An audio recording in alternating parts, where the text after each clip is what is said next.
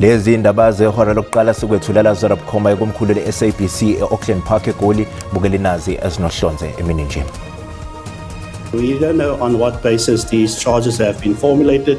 We are yet to know that when a formal charge sheet is presented in court. Elungu lePhalamende le-National Coloured Congress uFadile Adams kulindele ukuthi avalele istation samaphoyisa saseWestville eThekwini ngemva kokukhalelwa amasongo kaSigonyela eKapa izolo ngamacala okukhwabanisa nokuphazamisa ukusebenza kwengalo yomthetho. Although on face value what I observed there is that the exhibits were already contaminated unless the colleagues had gloves on. Ithimba lobugebengu obuhleli ophikweni lwama-Hawks uMajor General Hendrik Flynn uyaqhubeka nokuphiwa ngemibuzo ngaphambi kwekhomishana kaMadlanga mayelana nokwebiwa kweyidakamizwa ezingu-541 kilograms ePortshepstone ngo-2021. Inkinga nje silwa into eyodwa asisabafuni. Inkangana ayidlo nje umsudu wangakubo. Asisabafuni umuntu. Siyasala sodwa sihlupheke sodwa eGoli. Isimo sishubile ethembisa njengoba sekushaya umnqamula juqu ukuthi kuvalwe thaqa zonke izitolo zabo kufika kuleya ndawo nokungumyalelo waphuma ngemva kokunyamalala kwasomabhizinisi kwaseFosloras umazwe kubheka nogcina etholakele. Ukuthola kube kwembukeli ngekwamukela ezindabeni zehora lokuqala ezingunqa phambili kanti futhi ke ezihamba phambili ku-SABC 1 eMzansi for sure kanjalo ke naku-SABC Lehigh. Igama lami nginguDaud Phungula. Mbukela ke singene kuzwa ezihamba phambili emini nje.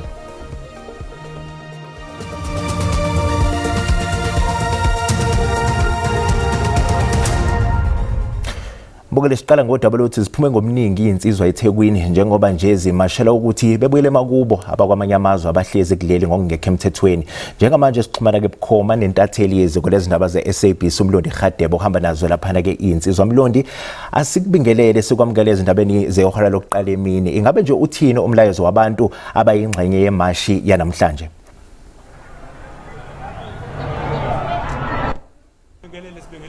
Lesekhaya njengamanje insizwa zihamba endaweni lapha uma uzokhumbula ukuthi isepoint umgwaqo osowuMahatma Gandhi lapha eThekwini. Kanti njengamanje bakhala kakhulukazi ngokuthi bafuna ukuthi abantu bokufika abakuleli abangekho semthethweni noma abangenawo amaphepha akuyiwona abagunyaza ukuthi babe lapha eNingizimu Afrika bacela ukuthi bahambe eNingizimu Afrika ngoba sekubonakala ukuthi ke ngokwabo bathi labantu bokufika benza ukuthi kungabikho amathuba emisebenzi bancisheke nezikhala zeingane ezikoleni eziseduzane ngoba uzokhumbula ukuthi ke eqaleni konyaka kube kwaba khona inkinga esikoleni Eddington Primary nakhona abantu bakuleli bekhala ngokuthi lesi sikole sesigcwele abantu bokufika kunokuthi kube khona izingane zaseNingizimu Afrika nabalezi izingane kulesi sikole zinenkinga enkulu ngoba abakwazi abazali abahlala khona kule ndawo ukuthi bakwazi ukuthi bathole isikhala. Kanti ngizosuka nje sithombeni ukuze nikwazi ukuthi umlaleli ekhaya abone ukuthi ke izinsizwa kanye namanye amaqembu ezepolitiki azamile ukuthi aphume namhlanje ngoba ekhala kakhulukazi ngendaba enkulu yokuthi abantu bokufika kuleli abangekho emthethweni babaleke emazweni abo abanye benze amacala obugebengu base bebalekele eNingizimu Afrika nokuyimanje ke bathi kuhulumeni kuzofanele abe nohlelo oluqondile oluzosho ukuthi ke bazobasusa kanjani abantu bokufika abakulelizwe ukuze bakwazi ukuthi ke abantu bakulapha eNingizimu Afrika bakwazi ukuthi bathole indawo yokuthi bakwazi bona ukuthi bathole imisebenzi. Asibuyisele isidaba. Sibonga kakhulu mbukeli yona ke intatheli yeziko lezindaba ze-SABC uMlondi Radebe sibekela bukhoma elapha ke eThekwini esifundazweni eKwaZulu Natal. Kanti ke kusenjalo ke isimo sishubile ethembisa njengoba sekushaya umnqamula juqu ukuthi kuvalwe thaqa zonke izitolo zabo kufika kuleya ndawo nokungumyalelo waphuma ngemva kokunyamalala kukasomabhizinisi waseFosloras umazwe kubheka nogcina etholakele ngomgcibelo ebusuku. Lo mphakathi ukhala ngokudayiselwa ukudla sekudlulelwe isikhathi kanye nokuthi abantu abakuleli ngokungemthetho babavimbela amathuba omsebenzi. Ubone kanjani bonani? Bheka. Bonani. Look bonile bonani. Nisijwayela kabi nina. Abayingxenye yale mashi bebesaphaza kwasana ematafuleni abathengisa emgwaqweni bebenza ukubonakala ukuthi inkinga nje silwa into eyodwa asisabafuni. inkangane ayidlo nje umsudu wangakubo asisafuni umuntu sasale sodwa sihlupheke sodwa eGoli sihlupheke sodwa eSouth Africa yethu abahambe babuyele emazweni akubo bayakwenza lo bakwenza la anti nasemazweni akubo kunabantu Ukuthunjwa kwamazwi kubheka waseFosloras nakho kube nomthelelo ekuthini umphakathi umashe. indaba kamazwi nayo isizile futhi ngoba nakho umuntu omnyama uvula ibhizinisi akufanele avule ibhizinisi eSouth Africa yini naku isizile ngoba naku umazwi ubuyile kube beka strike kwanga umazwi bekazobuya nini kusho umazwi beke kabuye phela ngoba phela igama lithi ubani wena uyini wena emphakathini kube bese bengastrikekwanga kube siyange Fosloras kube umazi namanje kube simazi kuthi kuphi. They are selling expiring food for our children. Our children are dying every day. Today and every day, their children are dying because of their food. So they must go. We don't need you anymore.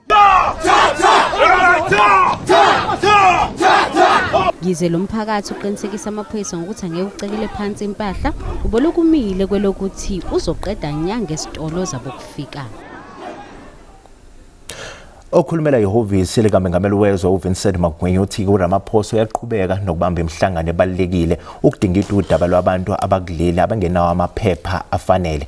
Lokhu ke kulandela imbhikisho edlangile engxenyeni zezwe ezahlukene lapho izakhamuzi zekhala ngabokufika abazichanaselayo benza kubugebengu kanti kuMagwinya usegxeke izenzo zodlame nokuhlaselwa kwabantu kule mbhikisho eqhubekayo.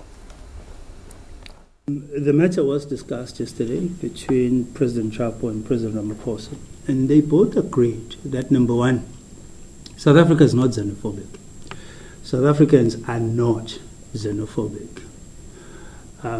What you have are pockets of protest, which is permissible within our constitutional framework.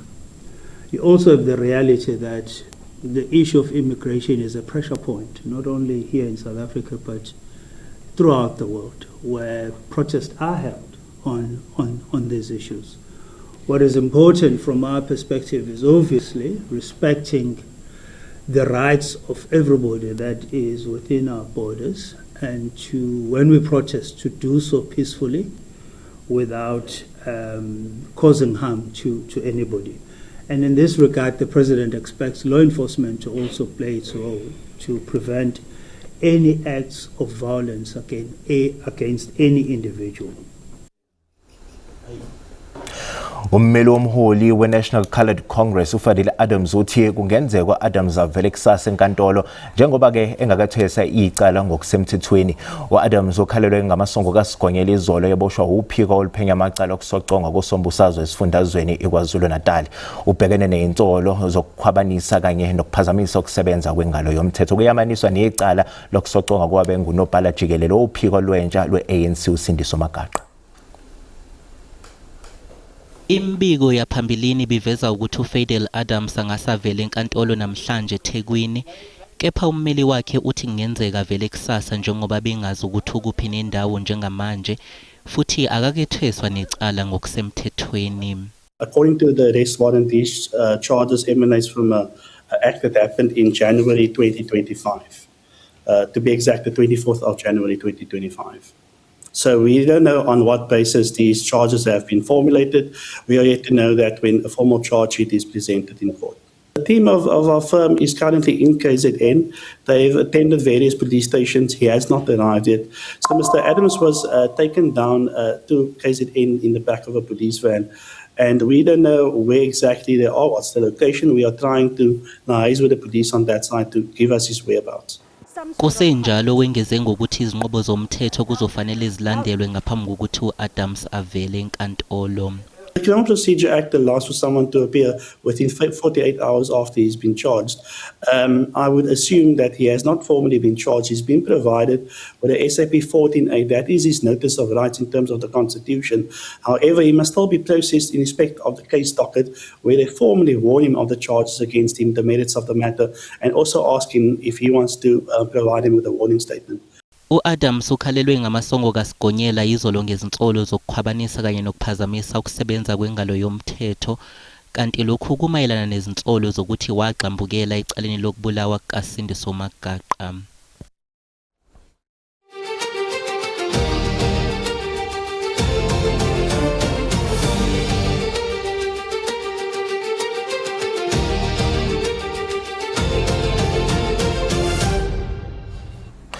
Isithangami sekhomishana kaMadlanga siyaqhubeka nokulalela izethulo zobufakazi buka Major General Hendrik Flynn obhekela amacala abucayi obugebengu obuhleliwe ngaphansi kophiko lwama-Hawks KwaZulu-Natal. Kanti ingqikithi yobufakazi bakhe igxile odabeni lokunyamalala komthamo wezidakamizwa zohlobo lwe-cocaine zenani lezigidi ezingama-200 zamarandi ezebiwe ihhovisi lama-Hawks elisePortshepstone ngo-2021. Isithangami sekhomishana sizama ukuthola ngokuthi kwenzakalani ngokunyamalala kwe-cocaine yenani lika-200 million amarandi eyathathwa ihhovisi lama-Hawks lapho yayigcinwe khona ePortshepstone. uMajor General Flynn okunguyena uhola uphenyo ngokuthathwa kwalezi zidakamizwa utshele ikhomishana ukuthi kuningi kakhulu ukusolisa ngalolu daba kusukela lo mthamo wesidakamizwa ususwa esiphingo uhanjiswa ihhovisi elivikelekile ePortshepstone. There was no need to just take the exhibits as it was in that state from Isipingo to Portshepstone, because anything can happen along the way. Some of the exhibits can go missing, and the chain of custody is really not at the required standard where we expect detectives to function at.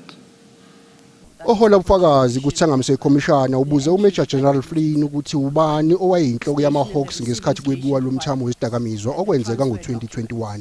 General Sonona was only promoted and appointed later during 2020 to the position of provincial head for the DPCI and KZN. So subsequent to this letter, he got promoted. So based on your answer then, are you suggesting that General Sonona would have inherited these issues, quote unquote, by inherited? Indeed, Commissioners.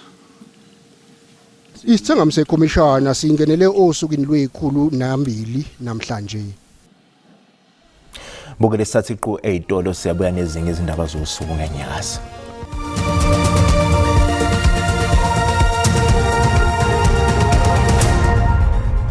Bukela sikubingelele sikwamukela uma ngabe usanda ngena sikukhumbuza ukuthi le indaba ziyatholakala ku YouTube na ku SABC Plus nena kuzo uzicinge ngamagama athi SABC izindaba na kanjani uzosithola ngomtshalo bazo. Umkhandlu dolobha iNelson Mandela usokhiphe abantu endlini engxenyeni zelokisho kwazakhele ngenxa yezikhukhula zemvula kusukela izolo ebusuku. Kanti ukuzwa kabanzi ngalolu daba ke sixhumana ke nentatheli yeziko lezindaba zeSABC uNtombozuko Balintulo. Ntombozuko sikubingelele sikwamukela ezindabeni zehora lokuqala emini besacela nje usichazele ngokwenzekayo lapho khona kanye nomonakalo osudalekile ngenxa yalezi zikhukhula. Dabulisa student ngibulisa nakubabukeli ekhaya sise City Hall apha eGqeberha kulapho ke umasipala besandonika imedia just a briefing uba bekusenzeka ntoni, but before that besikhe saya kwazakhele kulapho ke abantu abayi-20 baye ba-evacuate basiwa eLillian Ngoyi Sports Center. Lapho ke bayafika abantu ba-The Gift of the Givers bebenikeza ngengubo kwakunye ne-hygiene packs, and phinde sakhona kwazi uthetha nabanye sakwazi nokubona izindlu zabo sabona imo uba imeko imaxhongo kakhulu, ibhedi zimanzi, impahla zimanzi. Umama besichazela ukuba akoqala isenzeka kuyena kulonyaka kuphelileyo ngokusakhe sa experience floods apha eNelson Mandela Bay. They also had ingxaki ethile, but I've got executive director for safety and security Mr. Shadrack Sibiya ozabe sixelela uba banzi ba what is a recent update uba kwenzeke ntoni and zeziphi ezinye indawo ebekha abantu bakwazi ba evacuate kuzo. Mr. Sibiya, enkosi kakhulu ngosijoyina. Cela nje Mr. Sibiya usinike i-update. I know besando kwaba ne-media briefing usithi zikhona ezinye indawo abantu baye basuswa base kwezinye indawo. Siyabonga, siyazibingelela. Sifuna ukuthi kwezindawo esizaziyo abantu baye bafakwa kuzo kuba indawo zabo zimanzi bangakwazi ukuhlala kuzo. Siyayazi inamba ngokwazi kwethu. The last time it was Ward 19 kwaZakhele and Babeo 19 to 20. That is what we have on record. Siyayazi noba kukhona ababantu baya kwindawo bafike bazibhuke in bayenzela ukuthi bazofuna i-benefits either from SASSA or from ingubo, then after bazitholile bagoduka. So the number that umuntu azoyithola when you go to those places cannot be accurate until uthole a list on record by disaster management. Ozothi, this is the actual number. So there can be a number, but we need a verified figure that we can confirm ukuthi these are the people okufuna bahleli lapha. Mr. Sibiya, also cela usinike nje i-update malungana ne-infrastructure. I know that zikhona ezinye indawo apho kuye kwabona i-sidewalk ziye zacollapse. Yes, sine department yaka infrastructure and engineering. Ngaba bantu esithembele kubo to go out and inspect those buildings, and they give us accurate information on those collapsed areas, and they would also confirm that the collapse was due to this inclement weather. Bezinjani qala uyazi ukuthi zinjani manje, so that sikwazi ukwehlula ukuthi lena imoshake manje, lena bikhona na before this weather. Kusakhulu Mr. Sibiya. That is Mr. Sibiya, Executive Director for Safety and Security. Esinikeza nje ingxelo yokuba yonke into kumasipala isihamba kakuhle balapha bayincedisa abantu abasemaholweni, ukanti uyachaza ukuba lezi zinto edibene ne-infrastructure aku only because it's because of the weather, but imo yazo ibingahambi kakuhle.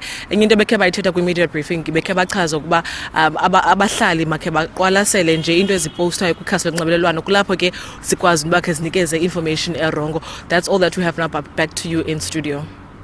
Sibonga kakhulu mbukeli yona ke intatheli yeziko lezindaba ze-SABC uNtombozuko Balintulo esibikela bukhoma eseGqeberha e-Eastern Cape. Abasolwa abathathu badutshulwe bashona kwathi abanye bashaya bachitha ngemva kokudubulana namaphoyisa kulandela isigameko sokuqhunyiswa kwe-ATM eDenokana eNorthwest, kanti kuboshwe nephoyisa elithintekayo kuso lesi sigameko. On the scene, we have 3 suspects who were shooting at the police with large caliber firearms.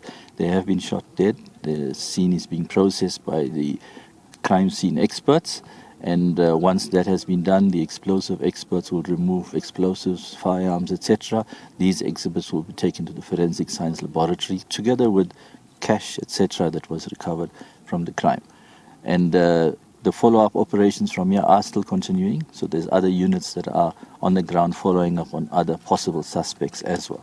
There's other scenes that we are processing right from Dinokana all the way down here. There's 2 or 3 scenes where the police were arresting people as we go along, and that's also being processed. That's why I say once the police has finished processing all this information, we'll put it together and then we'll be able to give you a more comprehensive statement about what the state of affairs is. Liyaqhubeka enkantolo ephakeme esemthatha ehlele lisikisiki icala labalisa abayisithupha abasola ngokusocwa ngabantu abayi-18 esigodini saseNgobozane esifundazweni i-Eastern Cape. Kanti kuzwa kabanzi ngokuqhubeka enkantolo ke njengamanje sixhumana ke nentatheli ye-SABC uFundiswa Mhlekude. Fundiswa, asikubingelele sikwamukela ezindabeni zehora lokuqala emini, besacela nje usithatha usibeke esithombeni ngokuqhubeka enkantolo namhlanje.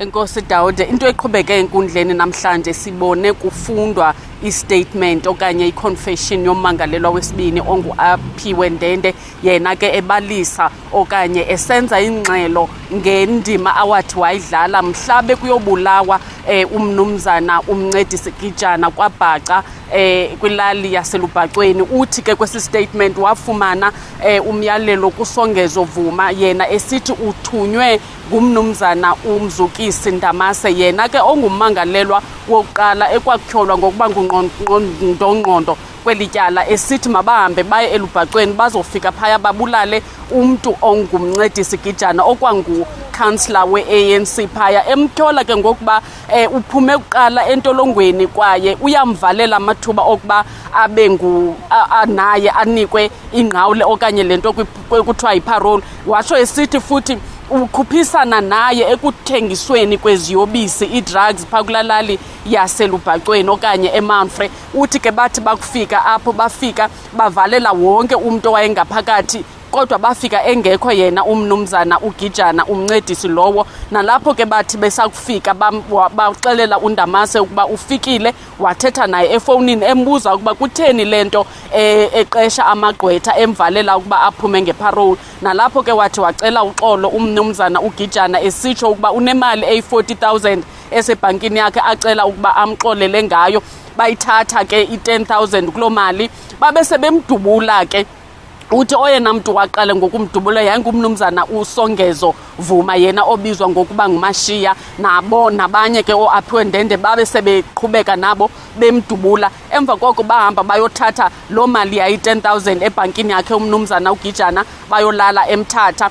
Izibham okanye imipu eyathi yasetyenziswa emithathu apho bathi yayize noSongezo Vuma yena ke wayeze nemipu emithathu AK47 yomithathu bathi besogqiba wabuyela nayo eKokstad. Liyaqhuba ityala ngaphakathi enkundleni Daud. Sibonga kakhulu umbukeli yona ke intatheli yeziko lezindaba ze-SABC ufundiswa Mhlekude esibikela bukhoma lapha esifundazweni Eastern Cape eLsikisiki.